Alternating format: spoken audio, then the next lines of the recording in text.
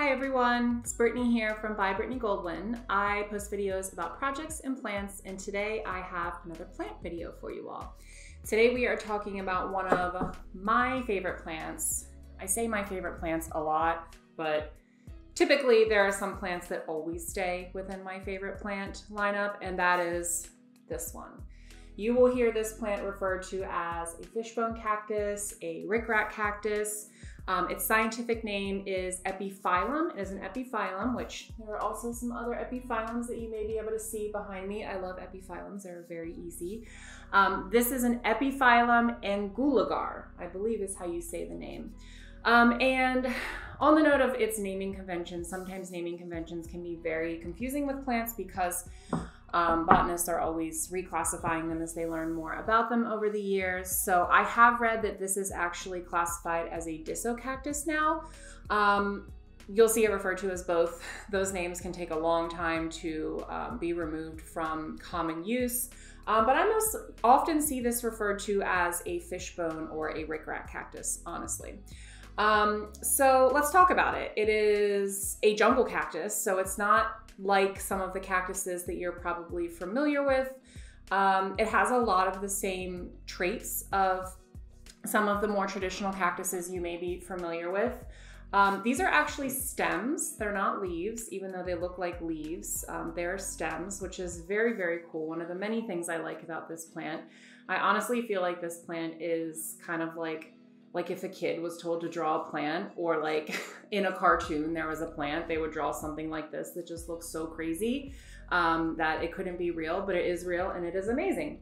So let's talk about its care. I have this one typically to my right on a little plant stand that gets southern exposure. So it gets a lot of light where I typically have this one in front of a window, and there are some signs on here that has been actually too much light.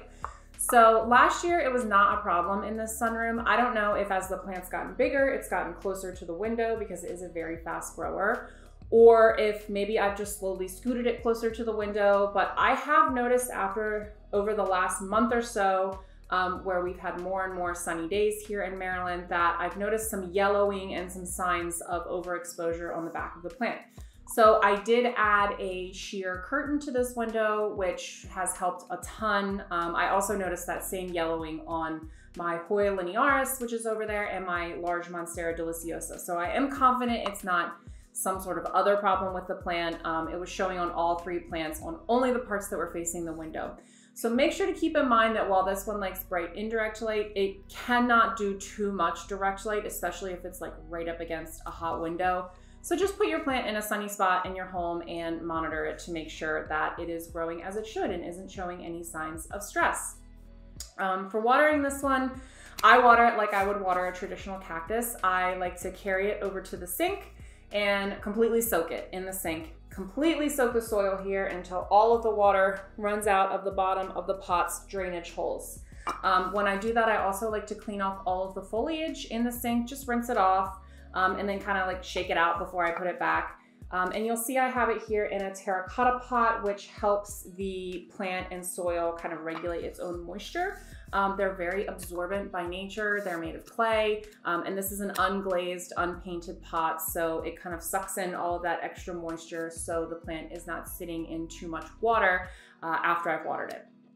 As far as soil goes for this one, I would recommend any sort of cactus or succulent soil. Any sort of well-draining houseplant soil will also probably be fine for this one. It is pretty patient in terms of soil, just as long as you use something light and airy and well-draining to mimic its natural habitat where it is accustomed to drier and more arid conditions. It does store water in its leaves. You'll notice if you go too long, sorry, not leaves, stems. Just a creature of habit here. I call them leaves because they look so much like fern leaves to me. They store water in here, so the stems are quite succulent. And if you notice that they're getting a little bit wrinkly, that means that you've gone a little bit too far withholding water from this plant. It can obviously mean a number of other things, but if the soil is bone dry and it's been a long time since you've watered it, it's probably underwatering. While this one is a lover of warm temperatures and high humidity, I don't really do anything special for humidity. I don't have a humidifier in this room. I don't mist it. I don't do any of that stuff. It has been perfectly happy in my house with my dry levels. I have a little temperature gauge, and right now in here it is 39% humidity, which is slightly higher than it usually is in the winter. Probably because I've watered some of the plants in here, so the air's got a little bit more moisture in it. And then let's see, it is 69 degrees Fahrenheit in here right now, which is about what it stays all winter. And this plant has been perfectly happy. It didn't even really go dormant this winter. It's been continuing to shoot out new growth and new stems. As the plant ages, you will notice that it's got this soft growth here. As it gets larger, it needs to support itself. So you'll notice that the stems can get a bit of a woody look, especially on the bottom near the soil line. They'll get harder and woodier, almost kind of like the base of a tree. That is completely normal. It's just the plant aging, and it is a completely normal and healthy part of the growth process. For propagation for this one, I'm actually going to show you a couple of these epiphyllums here. I had these cuttings. I would say I will cut them probably about like here on the Ric Rac cactus to root.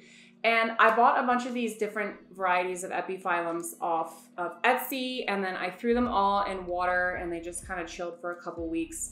And then I moved them over to soil, and it's kind of like a no-brainer, super easy plant to propagate. I put them in well-draining soil and these little pots with drainage holes in the bottom so I can soak that soil and let all of the extra water drain away. And then I keep them moist for the first couple weeks that they are in soil so those roots can get acclimated to the soil. And then once they've established themselves, I back off and I water them as I would all of my cactuses, more traditional or tropical, which is to say I water them after the soil has dried out completely. One thing I do want to cover is the difference between this plant, the Epiphyllum or Disocactus anguliger, and hold on, I'm going to look at my pronunciation here to make sure I don't get it wrong, the Selenicereus anthonianus. We're gonna go with that, Selenicereus. I do have another plant from that genus hanging behind me, which is commonly referred to as the fernleaf cactus.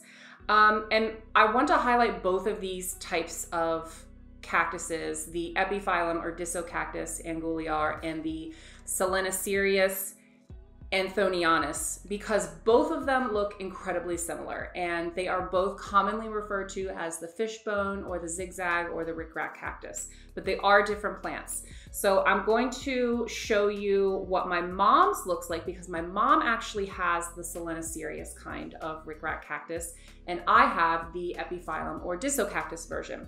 And it took me a long time to figure out what the differences between these were. Once you see them next to one another, it's actually pretty obvious what the differences are. What you'll see on the Selenicereus type of Ric Rac cactus, they lay like a little bit more flat. They're a little bit drapier.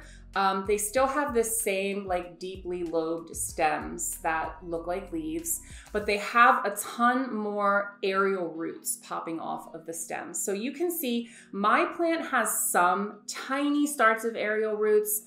It's got some sprouting out near the bottom, but really it just has overall a little bit cleaner of a look on it. Whereas the Selenicereus Ric Rac cactus has a ton of aerial roots growing off of it. And again, it's grown like in more of a drapier pattern. Those aerial roots will help it to climb if you have something for it to climb, but my mom's is growing in a hanging pot. The last thing I'll talk about here with this plant is repotting. You might be able to see through the drainage holes down here, there are a little bit of very fine roots growing out of it. Jury's still out on whether or not I will repot this one this year. In my experience, they generally do not mind being a bit snug in their pots. And so I will probably keep it here until it starts really growing out of those drainage holes, or I notice some signs of stress. I may top it up with some fresh soil this spring, but I will probably try and give it another year in this pot to see how it does. Because again, in my experience, they do not mind being a bit pot bound. I have had this plant for quite a while, and I think I've only repotted it maybe This might be the first time I repotted it to put it into this. It came in a smaller hanging basket, and when it was very clear that it was outgrowing that basket, I potted it up to this larger terracotta pot last year, and it's been quite happy in it with loads of new growth. So I would recommend just keeping an eye on your plant. It is a fast grower, but it does not necessarily need repotted as often as some other fast growers might. So that is about all I have to talk about when it comes to the Epiphyllum anguliger or Disocactus anguliger or Ric Rac zigzag fishbone cactus, whatever you've got.